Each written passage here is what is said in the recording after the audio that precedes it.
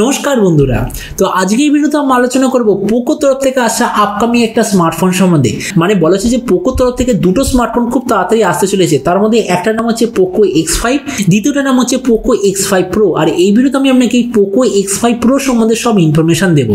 তো চলুন শুরু করছি ভিডিওটা কোনো সময় নষ্ট না করে। আপনি যদি গ্যাজেট ওয়ার্ল্ড বাংলা চ্যানেলে প্রথমবার আসেন আর খুব বাংলা টেক ভিডিও ডেইলি দেখতে চান, তাহলে gadget world Bangla channel subscribe অবশ্যই করে নেবেন।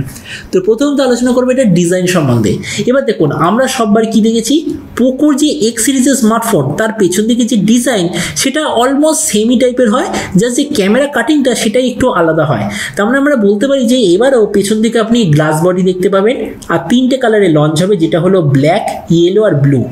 তো ডিসপ্লের দিক থেকে আপনি পাবেন 6.7 inch full HD plus 120 hertz super AMOLED display, যার সঙ্গে থাকবে 480 হার্জের টাচ স্যাম্পলিং রেট, 1200 নিটসের brightness, 91% screen to body ratio, 20:9 aspect ratio, Gorilla Glass 5-এর ডিসপ্লে প্রোটেকশন।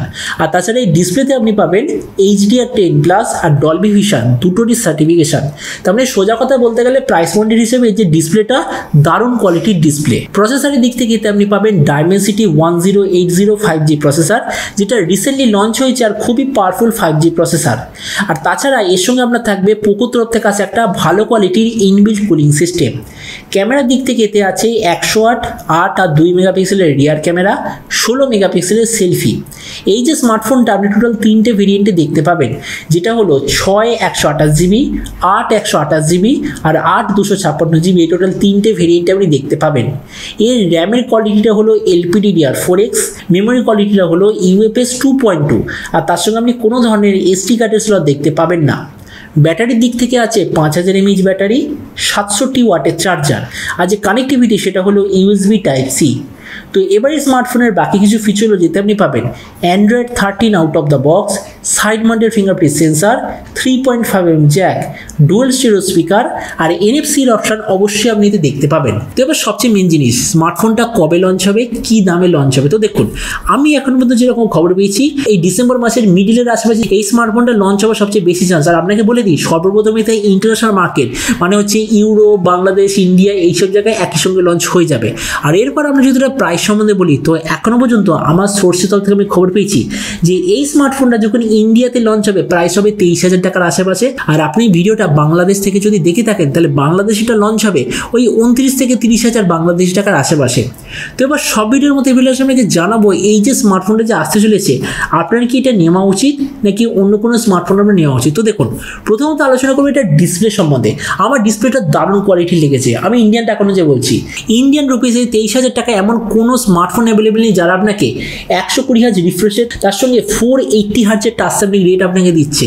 অবশ্যই ডিসপ্লেটা খুব ভালো, তার সঙ্গে HDR10+ আর ডলবি ভিশন দুটোরও সার্টিফিকেশন পাবেন। মানে ধরে নিন ডিসপ্লে অবশ্যই পাবেন নাম্বার 1। প্রসেসর ডাইমেনসিটি 1080, যেটা স্ন্যাপড্রাগন 770 জিতছে, হয়তো বেশি পাওয়ারফুল নয়, হয়তো ইকুয়াল টাইপের প্রসেসর, মানে সেই দিক থেকে almost same. Camera 108 megapixel triple camera setup, RAM আর স্টোরেজের যে কোয়ালিটি সেটাও ঠিকঠাক আছে, 67 ওয়াটের charger, dual stereo speaker, NFC, মানে এইসব স্পেসিফিকেশনগুলো তো ঠিকঠাক আছে। কিন্তু আমার এক জায়গায় প্রবলেম মনে হচ্ছে, সেটা হচ্ছে এর যে র্যাম আর স্টোরেজের কোয়ালিটি। কেননা দেখুন, ইন্ডিয়ান টাকায় 23,000 টাকার মধ্যে একটা যদি ফোন আপনি নিতে চান, তাহলে এখনকার দিনে আমার মতে মনে হয় ওতে আপনার LPDDR5-এর র্যাম আর UFS 3.1-এর স্টোরেজ এইটা হওয়া উচিত ছিল। কিন্তু সেই জিনিসটাই আপনি এতে দেখতে পাবেন না। তার বদলে সেই পুরোনো জেনারেশনের মতো LPDDR4X এর র্যাম আর UFS 2.2-এর স্টোরেজ আপনি দেখতে পাবেন।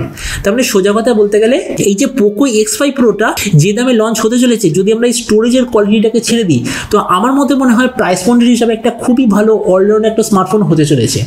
তো এবার আপনি যে কোন সময়কে অবশ্যই জানাবেন এই যে পোকোর ফোনটা যে আসতে চলেছে এটা স্পেক্স আর প্রাইস দেখে আপনার কি মনে হয়, আর যে দামে এটা আসছে সেই দামে আপনি কি এটা নিতে চান নাকি অন্য কোনো স্মার্টফোন আপনি নিতে চান, এটার সঙ্গে নিচে কমেন্টে বলতে আমাকে একদমই ভুলবেন না। তো চলুন দেখা হবে আগামীকালের একটা টেক ভিডিওতে।